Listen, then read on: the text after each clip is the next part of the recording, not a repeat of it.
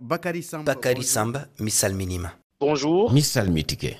Terrorisme au nord du Bénin. Bakary Samba on yaltini cimtol fatingol e rafi denagu rafi jalido e rewo Benin ɗum ko ende nokkure wietende Banikora yewtien ko ndu woni nder ngol cimtol ngol yaltindo.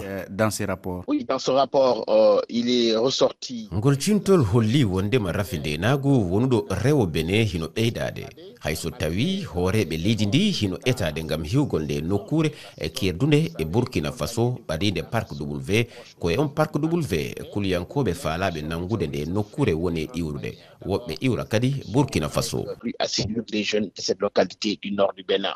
Alors comment honno o alhaali yaari ha o tolniɗo. Dans la lutte contre le terrorisme en Afrique de l'Ouest, sindidirgol wuddu Sahel e leyde hirnangue Afrique nder haɓɓugol kuliyankako ko faljere ɓoyde ngal galal ko gotal sabu gila hitande ujunaji ɗi e 15 wujjoɓe carburant jindina gila Benin ha rewo Mali hewta gawo yiyama ko ɓeydi hen ko leyɗe ɗe ko gollirgol ko neeli e kaɓirɗe ɓe jokki e yiyande am ɗum wawa rewde kuliyankaku tawowu miijoji mum naati e rendogo ko ɗum so miɗo haala wondema Kalachnikov walla fetel wawata dartinde miijo ñiɓugo. où un pistolet ne pourra jamais tuer une idéologie. Et là la situation est quand même compliquée. Vous avez alhaali o muusi o metti sifade sabuna hutitare mawde hino ende nokkure hay goto hoolaki goto firtani en ɗum.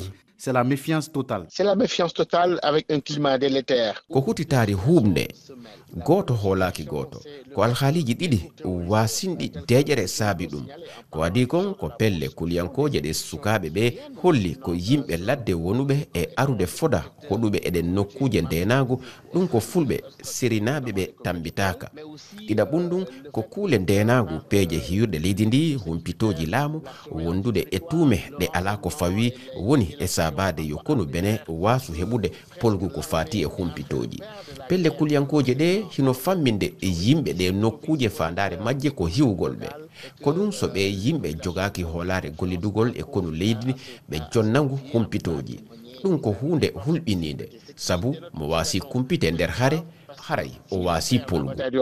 La guerre contre le terrorisme est naturellement perdue. Et là vous parlez aussi o yewti ko fati e golle fagguduyankoje on holli no woodi sukaɓe hande wonuɓe yeeyude carburant ɗe pelle kuliyankoje à ces groupes terroristes. Oui, absolument.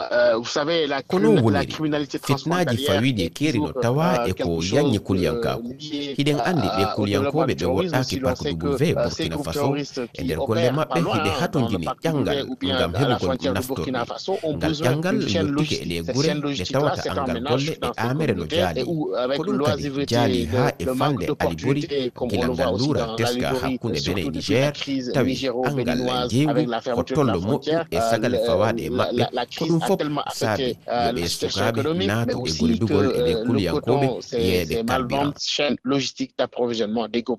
carburant.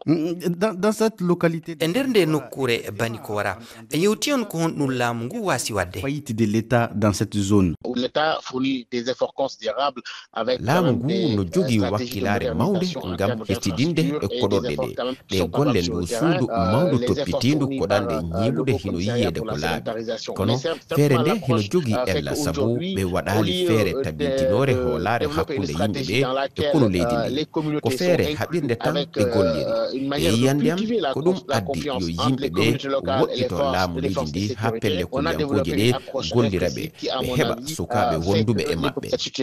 afin d'attirer de plus en plus de jeunes dans leur escarcelle. Aujourd'hui immédiatement. awa ko laaɓi ko honɗum hande hana waɗede ngam dartingol o alhaali. Oui, dans le rapport il y a eu beaucoup de recommandations notamment e nder ngol cimtol min holli peeje ha tinti noon fagguduyankoje heñorade won fewndo ɗo suudu adunaru moftirdu kaalisi addi jawle hewɗe rewo Benin kono hino hani ɗen jawle gollire ngam wallugol ɓe sukaɓe ɓe heɓa golle accinayde ɓe gollidugol e kuliyankoɓe ko ɓeydi hen ko wallitagol ɗe nokkuje faade e ɓamtare hara ɗe waɗaka sera ko ɓuri hittude hande ko ɓamgol peeje tabintinayɗe kaldal hakkunde yimɓe hoɗuɓe e ɗi nokkeli e kono leydi ndi hara ɓe wonani ayɓe kono noon hoorejo leydi ndi Patrice Talon fuɗɗori ɓe yimɓe wallito kono leydi ndi o kangu humpite hara pelle kuliyankoje sebitiɗe ɗe wawali gollirde ɓe e nder nden nokkure. ou aliénés vers les groupes extrémistes violents dans cette zone. Bakary Samb mi yettima sanne a jarama. Merci de votre aimable invitation. mi yetti on